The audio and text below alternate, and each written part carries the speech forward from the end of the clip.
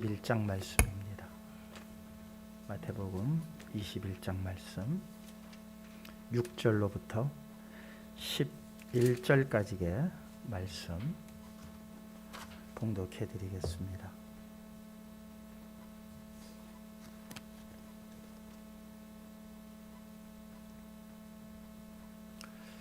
제자들이 가서 예수께서 명하신 대로 하여 나귀와 나귀 새끼를 끌고 와서 자기들의 겉옷을 그 위에 얹음에 예수께서 그 위에 타시니 무리의 대다수는 그들의 겉옷을 길에 펴고 다른 이들은 나뭇가지를 베어 길에 펴고 앞에서 가고 뒤에서 따르는 무리가 소리 높여 이르되 호산나 다윗의 자손이여 찬송하리로다.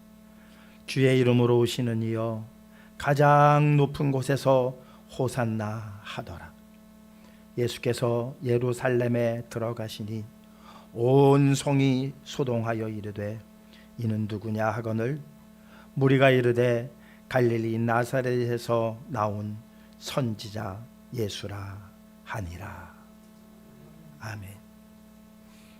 다시 한번 기도하시겠습니다.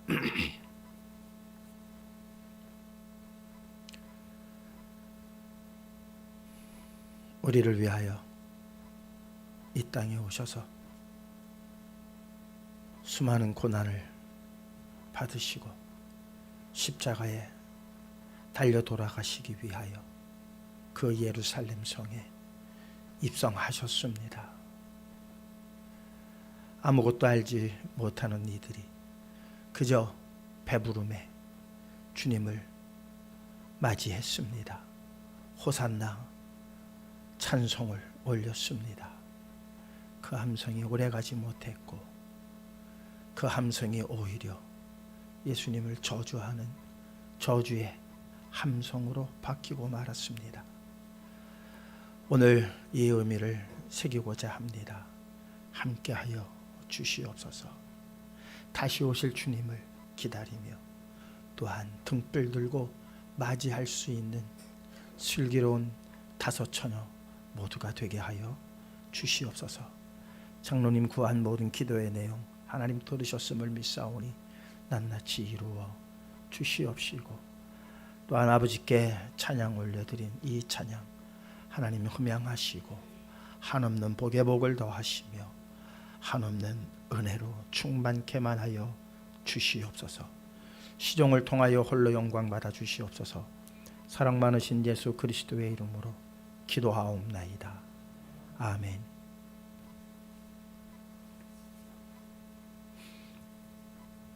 줌으로 들어오시는 분들이 자꾸 줄고 자꾸 유튜브로만 많이들 들어오시네.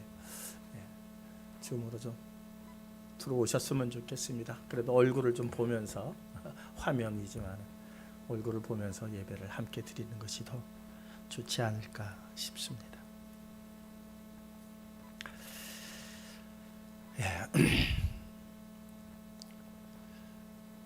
우리의 현대사를 이렇게 보게 되어지면 오늘 종료주의를 맞이해서 예루살렘 성에 입성하시는 주님을 종려나무 가지를 흔들고 환호하는 그 기쁨과 그 들뜸이 우리 현대사에도 있었죠.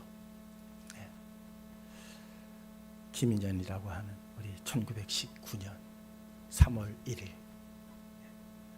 온 백성이 태극기를 들고 대한독립 만세를 외치면서 길거리로 튀어 나왔습니다. 많은 사람들이 일본 순사의 총칼에 쓰러지기는 했으나 그러나 그 안에 차고 넘쳤던 그 기쁨과 그 환호성을 끌 수는 없었죠. 물론 총칼에 의해서 그 환호성은 이내 잦아들고 말았습니다. 환호성을 지를 때 그냥 지른 게 아니죠. 무언가 목적하는 게 있고 뭔가 바라는 것을 이루기 위한 열망이 있었기 때문에 온 나라가 그렇게 태극기를 들고 함성을 질렀던 그러한 역사가 우리에게 있었습니다. 당시에는 이루지 못했지만 26년이 지난 1945년 8월 15일 대한독립을 이루면서 온 나라가 들썩였습니다. 모두가 뛰쳐나왔습니다. 그 현장에는 여기 계셨던 분들 없는 것 같네요. 우리 최 권사님, 최일려 권사님 두 분은 뭐 계셨어도 어렸을 때겠죠. 계셨어도 어렸을 때니까 기억은 안 나실 겁니다. 어쨌든 그러한 그 함성의 기쁨이 그 현장에는 없었지만 상상만 해도 얼마나 가슴이 벅찹니까? 우리가 태어나기 전 일이지만 그 일을 이렇게 생각만 해도 상상만 해도 가슴이 벅차지 않습니까? 왜? 이루어졌기 때문에.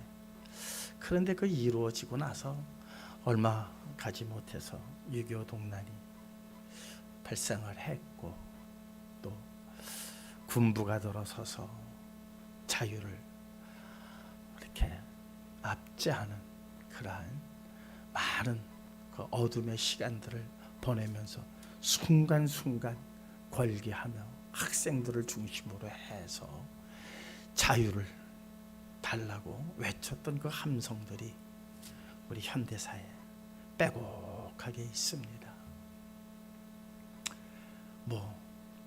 6월 항쟁, 63, 6월 30일인가요? 해서 다시 우리가 직접 투표할 수 있게 되었던 그러한 시간들마다 얼마나 기뻤습니까? 또 2002년 월드컵 할 때 대단했죠. 대단했어요. 그런데 그 기쁨이 오래가지를 않더라고요. 오래가지 못해요. 뭐가 됐든 왜냐하면은 물론 그 목적, 우리가 함성을 지르기 위한 목적이 이루어졌어도 사실 오래가지 않고 또 이내 시드는 것은 그 목적을 이루지 못했기 때문에 이내 시드는 경우도 있습니다.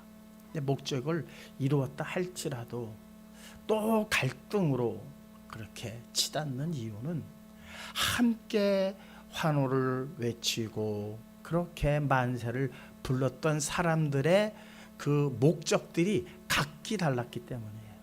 내가 지금 만세를 외치고 하는 그 함성이 모두가 똑같은 것이 아니라 비록 1919년에는 온 나라가 한 마음 한 뜻이죠.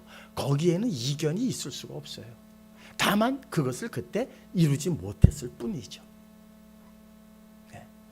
그리고 해방의 그 기쁨도 사실 오래가지 못했던 것은 우리 힘으로 이루지 못하고 외세의 힘에 의해서 이루어짐으로 인해서 거기에 기득권이라고 하는 세력들이 생겨남으로 인해서 같이 독립을 기뻐하고 또한 축하했지만 또 한켠에는 그 일로 인해서 마음이 상하고 또한 그렇게 소외받는 계층들이 갈라지는 현상들이 일어났기 때문에 그 국가적 최대의 경사일이 이내 어둠과 갈등으로 그렇게 나타나고 말았습니다.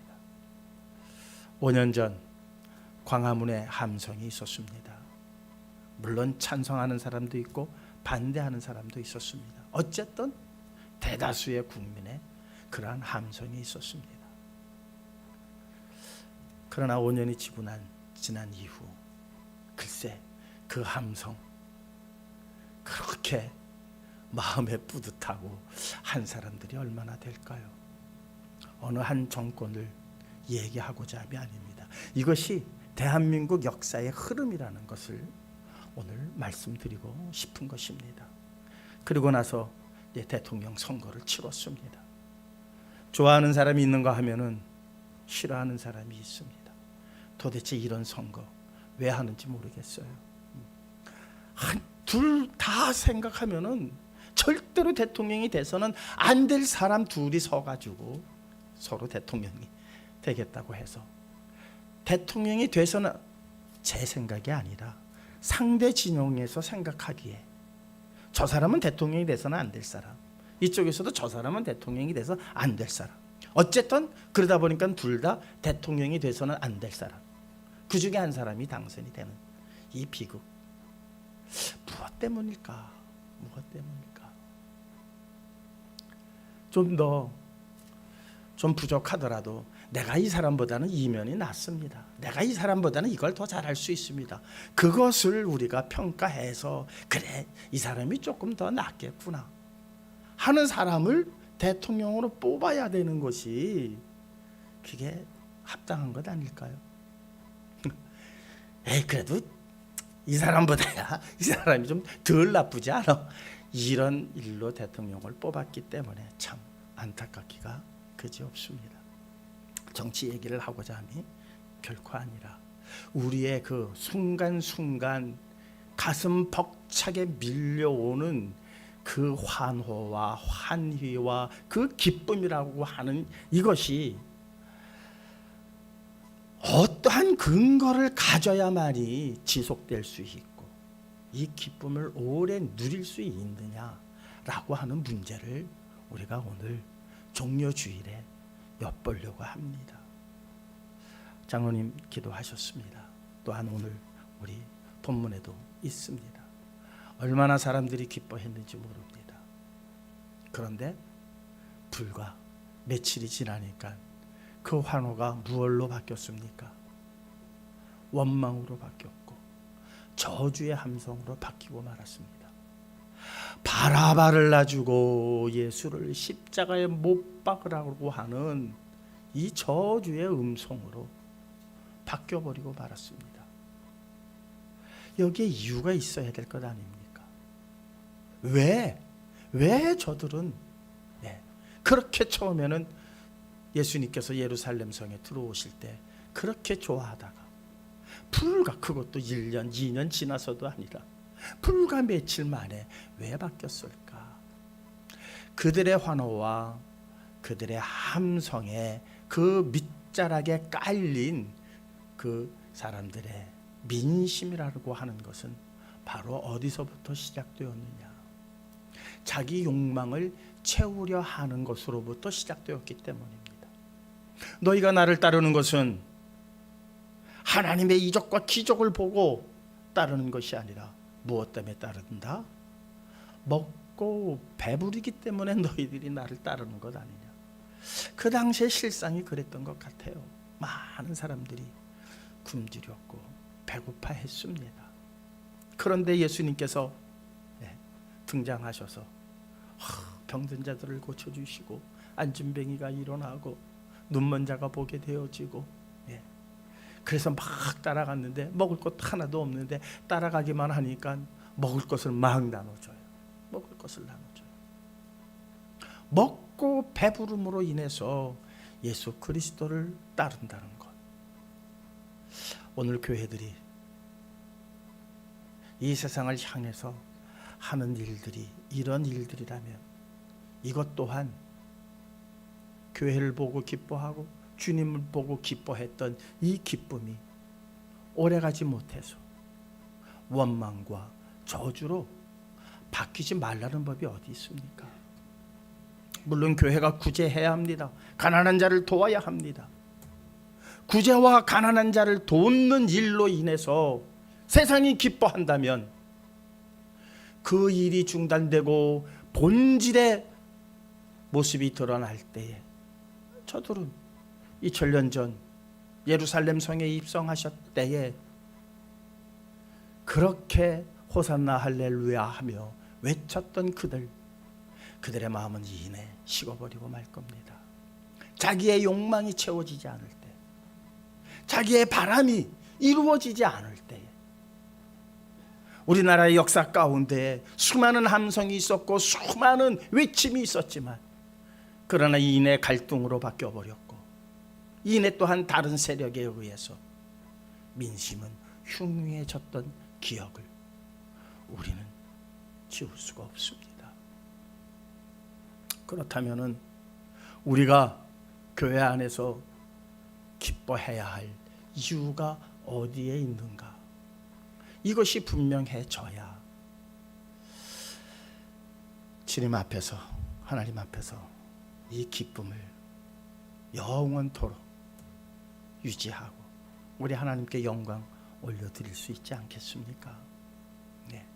이것이 바로 오늘 종료주일날 온 성도들이 가슴에 새겨야 할 은혜의 말씀인 줄 분명히 믿습니다. 왜 그들은 주님이 그렇게 우리들을 위해서 오셨다라고 하는 사실을 알았음에도 불구하고 그들은 이렇게 마음이 이내 변해버리고 말았을까?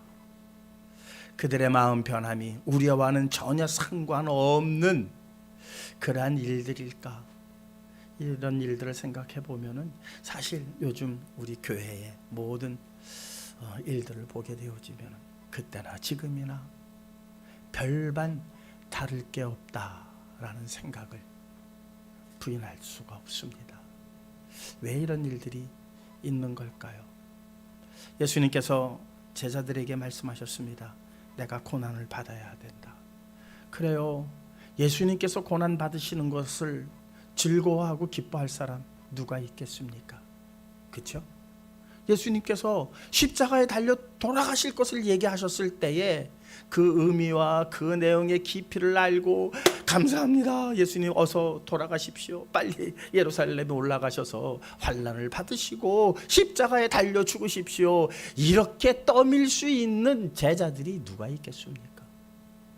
말려야 하는 것은 당연한 것이고 그런 일이 없을 것입니다. 그렇게 나서며 그런 일이 있다면 내가 당하겠습니다 라고 하는 이 일들이 그래도 인간적으로 당연한 일 아닙니까? 그런데 그렇게 말하는 베드로에게 주님께서는 뭐라고 말씀하셨습니까? 사탄아, 내 뒤로 물러가라. 내가 하나님의 일을 방해하는구나. 참 우리가 기뻐해야 할 것, 환호를 외쳐야 할 그 일이 고난에 있다면 우리는 할 수 없습니다. 지옥에 간다 한들 우리가 어찌 그 일을 예수님 등을 떠밀면서 어서 속히 이루시라고 떠밀 수가 있겠습니까? 바라바를 놔주고 예수를 십자가에 못 박으라 외치는 저들과 뭐가 다르겠습니까? 고난에는 우리가 기뻐하고 환호를 지르는 것이 아니라 그 고난은 우리가 감사해야 할 일입니다. 눈물 흘리며 감사해야 할 일입니다. 그러나 그 일이 있기 전까지는 우리는 막아야 됩니다. 막으려고 하는 인간적 노력들을 우리가 어찌 중단할 수가 있겠습니까? 그러나 그 일이 실행되고 난 이후에 우리는 그 일로 감사해야 되고 숙연해야 합니다. 문제는 그것으로 끝난 것이 아니라 십자가에 달려 돌아가시고 사흘 만에 부활하신 그 주님을 기뻐하고 감사하고 환호를 외쳐야 할 것 아닐까요? 요 사이, 요 모든 과정을 그냥 우리는 전체를 뭉뚱거려서 무엇이라고 말합니까? 기뻐해야 할 일이고 환영해야 할 일이고 찬양해야 할 일이라고 그렇게 말하지만 구분해서 본다면은 하나는 감사하는 눈물을 흘려야 할 일이고 하나는 기뻐 외쳐야 할 일입니다. 그러나 이 일에 대해서 전혀 제자들은 예수님께서 그렇게 말씀해 주셨지만 깨닫지 못했습니다. 알지 못했습니다. 다짐하고 다짐했던 그 자신의 다짐조차도 지키지 못하고 예수님께서 너희가 정녕 나를 버리리라, 나를 떠나리라.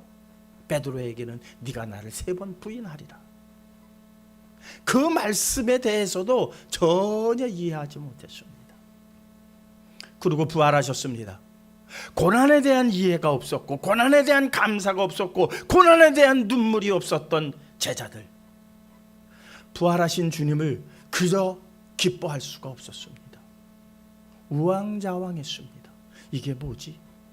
말씀을 하신 건 기억은 나는데 그동안 내가 했던 행동을 보니까 이건 뭐지? 그래서 그들이 택했던 게 뭡니까? 어떤 이들은 엠마오로 내려갔습니다. 베드로는 부활하신 예수님 목격하고도 베드로가 선택한 건 무엇이었습니까? 야, 고기 잡으러 가자. 옛날 그저 내가 뭐 송충이가 솔잎 먹어야지 뭘 쓸데없이 사람을 낳겠다고 나처럼 배운 것도 없고 아무런 어떠한 세상의 쪽으로 존경받을 만한 그러한 일이 내게 하나도 스펙이라고 하는 게 하나도 없는데 아유 그동안 헛된 꿈을 꿨다. 정신 차린 거죠. 제대로 정신 차린 거죠. 그래서 그가 택했던 게 뭡니까? 고기 잡으러 가자. 그랬더니 그래 맞아. 그래 아유 그래 생각 잘했다. 나도. 그래서 갈릴리로 다 가지 않았습니까? 우왕좌왕했습니다.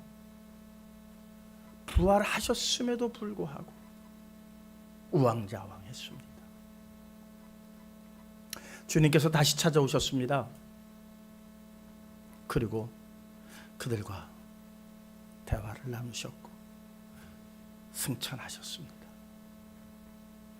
지난 날들을 곰곰이 생각했던 그들, 그리고 이제 주님께서 떠나시면서 마지막 하신 그 말씀, 그래 내가 고난을 막지도 못했고 막을 수도 없었고 그러나 그 고난이 이루어졌을 때 우리는 도망갔고 그런데 말씀하신 대로 부활하셨음에도 불구하고 우리는 우왕좌왕했고 그럼에도 불구하고 이 갈릴리까지 찾아오셔서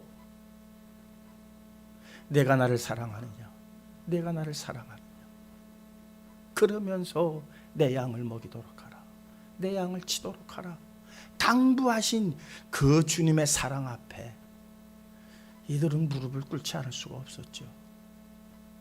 여기서 바로 온전한 무릎이 그들의 무릎이었습니다. 그 전에는 먹고 배부르고 어떻게 하면 누가 더 큰 사람이냐, 주님 당신의 나라가 임할 때 누구는 좌편에 누구는 우편에 이렇게 서로가 경쟁하는 그러한 어린 모습이었지만 부활을 겪으면서 부활을 말씀하신 그 말씀을 제대로 이해하지 못했던 자신들의 지난 날들을 돌이키면서 이제 주님께서 말씀하십니다. 내가 다시 오리라. 내가 다시 오리라. 제자들은 확신을 가졌습니다. 부활에 대한 확신은 없었고 고난 받으신다는 것은 마뜩하지 않았습니다. 에이 고난 받으셔가지고 어떻게 됩니까? 그것은 제자들이 바라는 일들이 아니었습니다. 그러나 주님께서 마뜩하지 않고 또한 제대로 믿지 못했던 부활을 보고 그것으로서 그쳐진 것이 아니라 그렇게 되면 그냥 원래 모습으로 돌아가 버리고 말아요. 찾아오셨어요. 그리고 그들과 대화하시고 위로하셨어요. 그러면서 승천하셨어요. 그 승천하신 그 모습을 보고 내가 다시 오리라 말씀하신 그 말씀엔 이제는 더 이상 의심의 여지가 없었습니다. 제자들이 참 제자가 되는 순간이었죠. 이제는 더 이상 의심의 여지가 없었습니다. 그래서 그들은 외치기 시작합니다. 사도행전 1장 11절 말씀입니다. 함께 읽겠습니다. 이르되 갈릴리 사람들이 어찌하여 서서 하늘을 쳐다보느냐? 너희 가운데서 하늘로 올려지신 이 예수는 하늘로 가심을 본 그대로 오시리라 하였느니라. 제자들의 확신에 찬 그들의 증거예요. 부활을 증거하지만 이때부터 메시지가 좀 더 어느 쪽으로 무게가 옮겨가고 있느냐? 다시 오실 예수님이라는 거예요. 다시 오실 예수님. 부활 중요합니다. 주님의 고난, 눈물을 철철 흘리고 눈물로 침상을 띄워도 우리는 부족할 수뿐이 없습니다. 그분이 받으신 그 고난에 대해서 우리가 감사의 눈물을 흘리는 것은 다윗의 말대로 눈물로 침상을 띄운다 할지라도 우리는 그 감사를 다 드릴 수가 없습니다. 그렇다고 언제까지 눈물만 흘릴 겁니까? 주님께서 눈물만 흘리는 우리들을 기뻐하시겠습니까? 예수님께서 부활하셨으니 그 부활에 참여되어지기를 원하시는 것이 주님의 진정한 마음 아니시겠습니까? 그 부활을 우리가 이루려면 예수님의 부활은 이루어졌지만 그러나 그리스도 안에 잠자던 모든 영혼들이 그리스도와 더불어서 부활에 참여되어지기를 원한다면 우리가 바라야 되는 것이 무엇입니까? 바로 다시 오심입니다. 주님 다시 오신다라고 약속하셨고 약속에 대한 의심을 전혀 더 이상 가질 수 없었던 제자들은 확신에 차서 그분이 다시 오실 것이라고 그렇게 증거하기 시작을 했습니다. 이것이 우리의 기쁨이 되어야 되지 않을까요? 다시 오실 예수님을 기다리는 그 마음이 우리의 마음에 충만해져서 이 기쁨을 아무도 빼앗아 갈 수가 없는 그 기쁨에 우리가 다 함께 있어야 될 줄 믿습니다. 예수님께서는 다시 오시는 이유가 무엇일까? 다시 오시는 이유. 그러니까 다시 오심만 기다리면 안 되죠. 다시 오시는 이유가 뭔지 알아야 될 것 아닙니까? 그렇습니까? 안 그렇습니까? 예. 히브리서 9장 27절에서 28절은 이렇게 말씀하고 있습니다. 한번 함께 읽겠습니다. 한 번 죽는 것은 사람에게 정해진 것이요 그 후에는 심판이 있으리니 이와 같이 그리스도도 많은 사람의 죄를 담당하시려고 단번에 들이신 바 되셨고 구원에 이르게 하기 위하여 죄와 상관없이 자기를 바라는 자들에게 두 번째 나타나시리라. 제자들에게 두 번째 나타나신 얘기가 아니에요. 우리에게 2000년 전에 초림하신 이후에 다시 한번 나타나신다는 거예요. 무엇을 위해서? 심판을 위해서. 그러니까 재림은 심판이에요. 초림은 구원이에요. 구원하시기 위함이에요. 그러나 재림은 성경은 분명하게 정의하고 있습니다. 심판하시기 위해서 오신다는 겁니다. 심판하시기 위해서. 그러니까 우리는 모두가 어디에 서게 됩니까? 주님 다시 오시면 주님의 재판대 앞에 다 쓴다는 거예요. 우리 모두가. 그리고 어떻게 일을 하시는가? 계시록 22장 12절은 이렇게 증언하고 있습니다. 함께 읽겠습니다.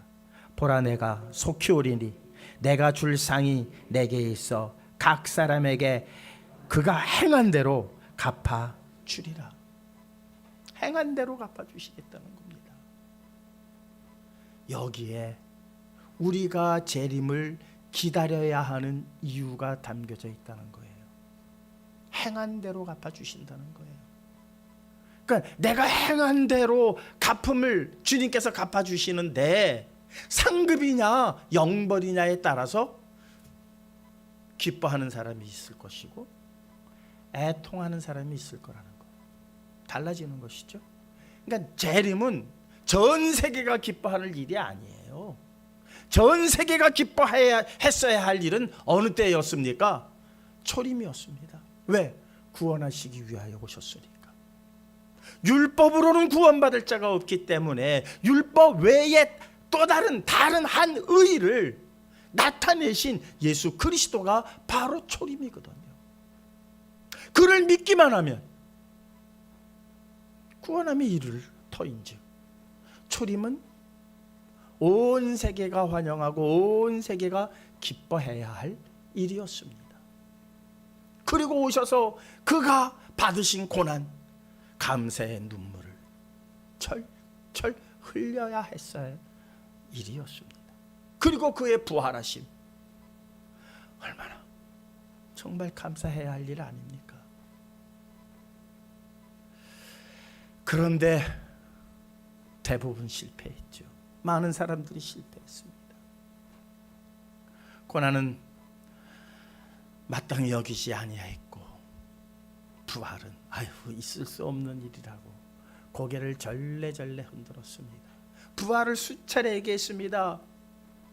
마리아도 마르다도 예 알지요, 알지요. 주님께서 말씀하시는 의미는 모르고 마지막 때에 다 산다는 거 저도 압니다. 이렇게만, 그러니까 주님께서 알려주시고자 하는 내용과는 달리 자기들의 알고 있는 지식으로만 부활을 생각하고 있었습니다. 주님께서 얼마나 안타까우셨을까요? 그것이 바로 초림의 일들입니다. 그래도 예수님을 따랐던 몇몇의 무리가 있었고, 회개하고 돌이켰던 제자들이 있었기 때문에 그것을 밑바탕으로 해서 오늘날 전 세계에 그리스도가 아니고서는 이 인류의 이 모든 문제를 해결할 존재는 아무도 없다라고까지 이제 모두가 그렇게 얘기하지 않을 수가 없는 지경에 놓여지게 되었습니다. 그런데 문제는 알면 지나간 일들에 대해서 이해하고 알게 된 것과 앞으로 있어야 할 일에 대해서 기뻐하고 준비하는 일과는 전혀 또한 차원이 다른 일입니다. 우리가 준비해야 할 일, 다음 주가 부활주일입니다. 부활주일을 우리가 단순히 2000년 전에 다시 살아나신 예수님만을 기뻐하는 일이라면 우리의 믿음은 자라지 않을 것입니다. 우리의 행동은 변하지 않을 것입니다. 그분께서 우리에게 주시고자 했던 그 은혜가 우리와는 전혀 상관이 없는 은혜가 되고 말 것입니다. 행한 대로 갚아주리라. 행한 대로 갚아주리라. 제 이름은 심판이다. 그리고 오시면은 어떻게 하리라? 행한 대로 갚아주리라. 변해야 되지 않을까요? 그분께서 원하시는 그 행함이 뭔지를 우리가 이제 알아야 될 시기가 되지 않았나요? 그저 지나간 일에만 매달려서야 되겠습니까? 앞으로 주님께서 어떻게 하시겠다라고 하는 이 일에 관심을 가져야 그 옛날의 제자들이 실패했던 일들을 우리는 다시 반복하지 않게 될 것입니다. 주님께서 말씀하셨습니다. 내가 간다고 하니까 너희들 참 걱정이 많구나. 그렇지 않다. 내가 가는 것은 너희들이 있을 거처를 예비하기 위함이다. 요한복음 14장 3절입니다. 함께 읽겠습니다. 가서 너희를 위하여 거처를 예비하면 내가 다시 와서 너희를 내게로 영접하여 나 있는 곳에 너희도 있게 하리라. 행한 대로 갚으시겠다고 하신 이 말씀은 무엇으로 연결이 되어지는가? 행한 대로 갚아지는 그 심판 앞에서 영접받을 수 있는 이들이 있다는 거예요. 영접받을 수 있는 이들. 그러니까 예수님께서는 다시 재림하시는 본래의 취지는 영접하여 나 있는 곳에 너희도 있게 하게 하기 위해서 주님은 다시 오시는 이 재림의 그 주님의 뜻에 부합된 우리들이 되어야 되지 않을까요? 영벌에 처해질 자들이 아니라 주님께서 가셔서 예비하셨던 그 예비된 장소에 우리를 영접하시겠다고 하셨으니 그 자리에 들어가야 할 우리가 되어야 한다는 것입니다. 이 일로 우리는 기뻐해야 합니다. 이 일을 소망 삼아야 됩니다. 엉뚱한 것 가지고 맨날 해봐야 세상으로부터는 잘했다 칭찬받을 수 있고, 세상으로부터는 그래 그렇게 하는 게 옳아 라고 존경받을런지 모르지만, 주님 앞에서는 전혀 상관없는 일이 되고 만다는 겁니다. 행한 대로 갚아주리라. 이 행함이 구제일까요? 이 행함이 정말 가난한 자에게 나눠주는 이러한 헌신들일까요? 한 부분일 수도 있죠. 그러나 주님께서 그 행함에 대해서 우리에게 누누이 일러주신 게 뭡니까? 믿으라는 거잖아요. 주 예수 그리스도를 믿으라. 뭐에 대해서 믿으라는 거예요? 환난도 있을 것이고 고난도 있을 것이고 있다. 너희들 그거 피해갈 생각하지 마라. 나를 믿는 것은 오병이어 먹는 것만을 보고 믿는 것이 아니라 무엇까지 믿어야 된다? 내가 너희를 위하여 피 흘리는 이 십자가의 사건까지 너희들은 믿어야 된다. 믿는 것은 너희도 그러한 시련을 겪을 수가 있고 받을 수가 있고 세상으로부터 너희들이 분리될 수가 있다. 그러나 너희들은 주저하지 마라 말씀하십니다. 베드로전서 1장 7절입니다. 함께 읽겠습니다. 너희 믿음의 확실함은 불로 연단하여도 없어질 금보다 더 귀하여 예수 그리스도께서 나타나실 때에 칭찬과 영광과 존귀를 얻게 할 것이니라. 예수 그리스도께서 나타나실 때에, 예수 그리스도께서 과거에 나타나신 때가 아니라 앞으로 다시 오실 때에 너희들이 받은 그 시련이 불로 연단하여도 없어지지 아니할 금과 같은, 욥기서가 그 얘기를 하지 않았습니까? 욥이 주께서 나의 갈 길을 아시오니 내가 풀무불에 그 녹는 그러한 연단을 받을지라도 내가 정금과 같이 나오리라. 지금 내가 받았던 고난이 그러한 것들로 인한 것이라는 사실을 욥이 나중에야 깨닫게 되어집니다. 내가 지금까지는 귀로만 들었었더니 내가 이제 눈으로 주를 봅니다. 무엇이 없으면 이 불로 연단하는 이 연단이 없으면 정말로 주님께서 예비하신 그 나라에 우리가 참여되어지지 못한다는 거예요. 그러니까는 교회가 지금 세상을 향해서 우리가 선교하고 주의 말씀을 전하는 데에 방향이 바뀌어야 한다는 거예요. 방향이 지금 이대로는 안 된다는 거예요. 투차 양식이 있는 목사님들은 그렇게 외쳐왔어요. 그런데 자꾸 세상의 시류를 따라서 사람들이 원하는 대로 어떻게 하면 사람들을 많이 모을 수 있는가대로만 교회가 움직여 와졌기 때문에 지금은 교회가 세상을 걱정하는 시대가 아니라 세상이 교회를 걱정하는 시대가 돼버리고 말지 않았습니까? 오늘 종료주일입니다. 멋모르고 환호 지르고 멋모르고 찬송하고 멋모르고 들고 뛰는 일이 아니라, 그래봐야 멋모르고 하게 되어지면 불과 며칠 못 가서 다 바뀌어버릴 함성입니다. 오늘 우리가 주님 앞에 드리는 이 찬양, 오늘 주님께서 우리에게 주시는 은혜로 기뻐해야 할 이 기쁨, 주님께서 우리를 위하여 예비하신 그 자리에 함께 하시기까지 우리는 이 기쁨이 식지 않아야 됩니다. 이 기쁨이 변해서는 안 됩니다. 이 기쁨의 대상이 바뀌어서는 안 된다는 사실입니다. 마태복음 24장 30절은 이렇게 일러주고 있습니다. 함께 읽겠습니다. 그때에 인자의 징조가 하늘에서 보이겠고 그때 땅의 모든 족속들이 통곡하며 그들이 인자가 구름 타고 능력과 큰 영광으로 오는 것을 보리라.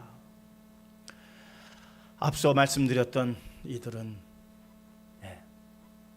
정말 주님의 그 예배하신 처소로 드리기 위한 그러한 기쁨이 변하지 않는 이들이지만 지금 방금 읽은 마태복음 24장은 통곡할 이들이 있다는 거예요.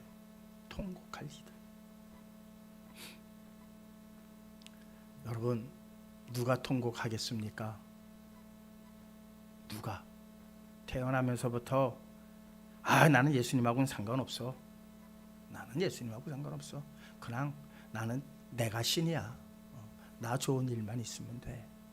이러고 그냥 교회가 하는 말 거들떠도 안 보고 그냥 자기 고집대로 살아가는 사람들이 있습니다. 많습니다. 그리고 자기가 원하는, 자기가 믿는 신들을 정해놓고 그 길로 내닫는 사람들이 있습니다. 그 사람들이 통곡할까요? 통곡은 왜 합니까? 통곡이 어디서 시작됩니까? 이게 아닌데 이거 여기서부터 시작되는 거 아닐까요? 예수님을 믿었는데 크리스찬이라고 하는 이름은 가졌는데 하나님의 백성인 줄 알았는데 아니더라는 거예요. 내가 믿은 게 잘못됐다는 거예요. 여기서 통곡이 시작되는 거죠. 여기서 통곡이 시작되는 겁니다. 그렇다면 마태복음 24장에 통곡할 사람들은 도대체 누구들입니까? 제가 지지난 주인가요? 네.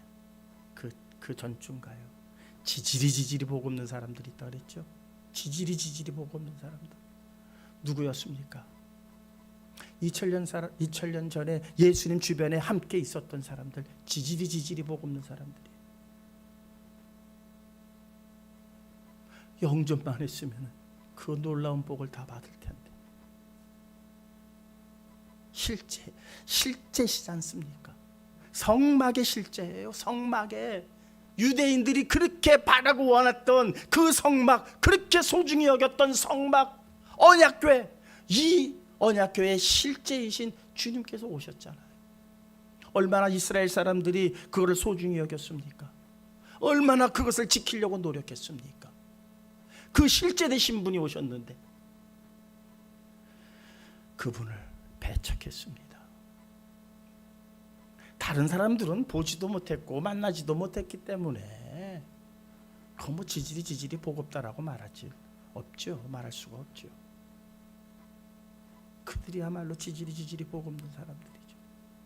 지지리 복 없는 사람 이 시대에 누굽니까? 예수를 믿긴 믿었는데, 교인이라는 이름은 갖긴 가졌는데, 주님 오셨을 때에, 심판하실 때에, 우측의 양과 좌측의 염소로 나누실 때에 어디로 가느냐? 내가 있어야 할 자리에 있지 못하고 문 밖에 쫓겨나서 슬피 울며 이를 갈미 있으리라. 내가 저를 도저히 알지 못하니 어두움에 내어 쫓으라. 그 쫓김을 당한 사람들이 통곡하는 일 아닐까요? 세상 사람들은 통곡할 기력조차도 없어요. 그때의 인자의 징조가 하늘에서 보이겠고, 안다는 거예요. 징조가 보이면 안다는 거예요. 근데 그땐 늦었어요. 징조를 못 보는 사람들 얘기가 아니에요. 예수님을 처음부터 믿지 않고 교회를 처음부터 배척하고 교회를 핍박했던 사람들은 징조가 나타나도 그 징조 못 봐요. 징조가 나타날 때에 하늘에서 보이겠고, 보인다는 거예요. 이거 뭐지? 기억난다는 거예요. 기억난다는 거예요. 베드로처럼 기억나기 시작하는 거예요. 그런데 초림은 은혜의 주님이기 때문에 용서가 됐고, 뉘우치면은 길이 있었는데 재림은 심판이기 때문에 그때는 늦다는 거예요. 그때는 늦다는 거예요. 그때 땅의 모든 족속들이 통곡하며 그들이 인자가 구름을 타고 능력과 큰 영광으로 오시는 것을 보리라. 사랑하는 성도 여러분, 구름 타고 오신다고 그랬어요.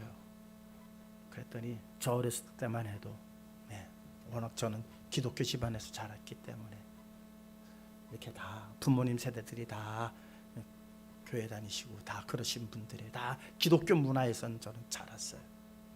그랬더니 어느 분 이상한 구름만 떠도 우리 주님 오시려나 구름만 쳐다보는 그런 시절이 있었습니다. 그것도 참 하나님께서 기뻐하시는 가상한 모습이겠죠. 네. 그러나 그 시대는 그렇게 갔다 할지라도 지금도 지금 구름, 이상한 구름만 뜨면 쳐다보는 사람들이 있다면 통곡할 겁니다. 다미성교회가 그러지 않았습니까? 다미성교회. 이 징조가 나타날 때가 있습니다. 그날과 일시는 아무도 알 수는 없지만 분명히 징조가 보입니다. 누구 눈에? 구원받을 자 백성들 눈에는 징조가 보이기 시작을 합니다. 이 징조가 여러분들 눈에 보이시기를 주님의 이름으로 축원드립니다. 데살로니가전서 3장 13절은 우리에게 이런 말씀을 주시면서 마무리하고자 합니다. 함께 읽겠습니다. 너희 마음을 굳건하게 하시고 우리 주 예수께서 그의 모든 성도와 함께 강림하실 때에 하나님 우리 아버지 앞에서 거룩함에 흠이 없게 하시기를 원하노라. 흠이 없게 하시기를 원하노라. 우리는 흠 있는 사람들이에요. 흠 없는 사람들이 있습니까? 우리의 노력에 의해서 흠을 없애고 흠을 가리울 수 있는 그런 존재들이 아니에요. 그래서 데살로니가전서는 이렇게 말씀하고 있는 거예요. 하나님 우리 아버지 앞에서 거룩함에, 하나님 아버지 앞에서 거룩함에 흠이 없게 하시기를. 흠이 없게 무엇 하시기를? 하시기를. 흠이 없게 너희들 스스로 하라는 게 아니에요. 뭔가 외부에서 우리가 아닌 또 다른 손길에 의해서 어떻게 된다는 거예요? 흠이 없게 해 주신다는 거예요. 흠이 얼마나 많습니까? 흠이 얼마나 많습니까? 저는 요즘 가끔 생각하는 게 있어요. 지금은 밝힐 수가 없지만 가끔 생각하는 게 있어요. 정말 그거 생각하면은 너무너무 은혜가 커요.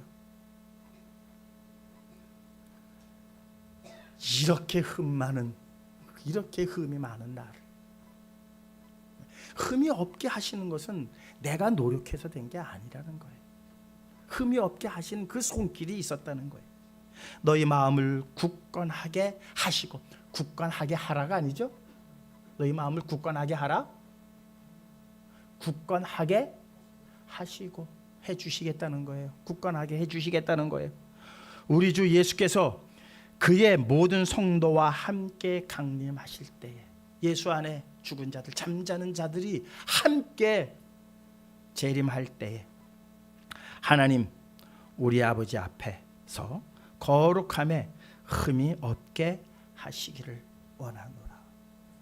사도 바울의 기도요, 사도 바울의 바람입니다. 그 당시에 있는 교회들에게, 데살로니가에 있는 교회에게 한 말씀이지만 오늘 우리에게 해당되어지는 말씀입니다. 종료 주일에 사람들이 그렇게 환호성을 질렀지만 그들은 아무런 변화를 받지 못했고 오히려 그것이 더 그들에게 걸림이 되어버리고 말았습니다. 다시 오실 주님을 기다리는 우리들, 종료 주일에 예루살렘 거민들이 기뻐했던 것 이상으로 기뻐해야 합니다. 무엇으로 기뻐하실 겁니까? 심판의 주로 오시는데 기뻐할 수 있는 사람이 몇이나 됩니까? 그만큼 잘했습니까? 그만큼 잘났습니까? 그만큼 완전합니까? 그래서 지금 우리가 기뻐하지 못하고 있는 겁니까? 그 당시에 그 환호가 오늘 우리의 환호가 되어야 할 터인데 우리는 그 환호조차 지르지 못하고 있습니다. 무엇 때문일까요? 데살로니가 전서의 이 말씀을 다시 한번 깊이 새기시면서 이 고난 주간을 보내실 수 있는 우리 성도님들 되시기를 원합니다. 내 힘으로 되는 것이 아니라 굳건하게 하시는 이가 있고 흠없게 하실 그 능력이 우리 앞에 있습니다. 우리는 이 일을 바라보고 이 고난의 주간을 보내야 할 것이고 이 고난의 주간을 통해서 이 온전하신 뜻을 깨달은 우리들은 다음 주 부활주일에 기쁨으로 하나님께 영광 올릴 수 있으리라 확신합니다. 2022년 4월 17일 부활주일에 정말 여러분들의 얼굴이 해처럼 빛나기를 원합니다. 해처럼 빛나기를 원합니다. 기쁨으로 충만하기를 원합니다. 그 기쁨이 영원한 기쁨이 되어지기를 주님의 이름으로 축원드립니다. 모두 다 함께 이 고난 주간을 우리가 어떻게 보내야 할지 그리고 부활주일을 어떠한 마음으로 우리가 맞이해야 할지 생각하시면서 주신 은혜 마음에 새기며 잠시 동안만 기도하는 시간 갖도록 하겠습니다. 하나님 아버지 감사합니다. 2000년 전 그 함성이 원망으로 바뀌었고 저주로 바뀌었습니다. 그런데 오늘 우리는 그 기쁨조차 없습니다. 정말 우리가 하나님을 믿는 자들인지 주님을 따르는 자들인지 의심할 수뿐이 없습니다. 오늘 말씀을 통해서 저희들 다시 한번 불로 연단하여도 없어지지 아니할 금과 같은 믿음 갖게 하여 주시옵소서. 주님께서 하실 수 있습니다. 주님께서만이 굳건하게 하실 수 있사오며 주님께서만이 우리를 흠없게 하여 주실 줄 분명히 믿사오니 그 보혈의 공로 간직하며 나가며 그 보혈의 공로 전하며 나아갈 수 있는 우리 모두가 되게 하시고 아버지 하나님 이제 다음 주일 맞이하는 그 부활주일에 기쁨으로 하나님 앞에 온전히 영광 돌리며 찬양하며 저희의 얼굴들이 해같이 빛날 수 있는 영광에 이르게 하여 주시옵소서. 사랑 많으신 예수 그리스도의 이름으로 기도하옵나이다. 아멘.